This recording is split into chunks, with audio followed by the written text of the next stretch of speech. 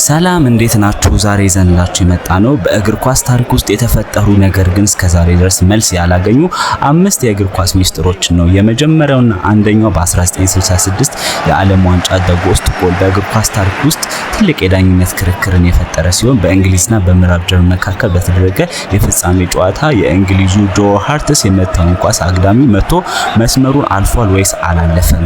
ዳኛው ግብ ብለው ቢያጸድቁትም በዘመናዊ ቴክኖሎጂ እንኳን ኳሱ መስመሯን እንዳልተሻገረ ያሳያል። የዚህ ጎል እውነተኛ እስካሁን ድረስ እንቆቅልሽ ሆኖ ቀርቷልና። ሁለተኛው ደግሞ የሮናልዶ ናዛሪዮ 1998 ሚስጥር በዓለም ላይ ካሉ ምርጥ ተጫዋቾች አንዱ የሆነው ሮናልዶ ወይም አርናይን ከፈረንሳይ ጋር በሚደረግ የዓለም ዋንጫ ፍጻሜ ጥቂት ሰዓታት በፊት በድንገት ታሞ ነበር። በቡድን ዝርዝር ውስጥም ተቀይሮ እሱ ቢገባም በጨዋታው ላይ ጥላው እንጂ እሱ አልነበረም። በዚህ ቀን በሆቴል ውስጥ ምን ተፈጠረ?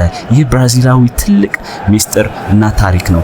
ሶስተኛው ደግሞ የጁሊየስ ሪሜት ዋንጫ መጥፋት ነው። የመጀመሪያውና ታሪካዊ ዓለም ዋንጫ ጁሊየስ ሪሜት በ1983 ብራዚል ውስጥ ተሰረቀ።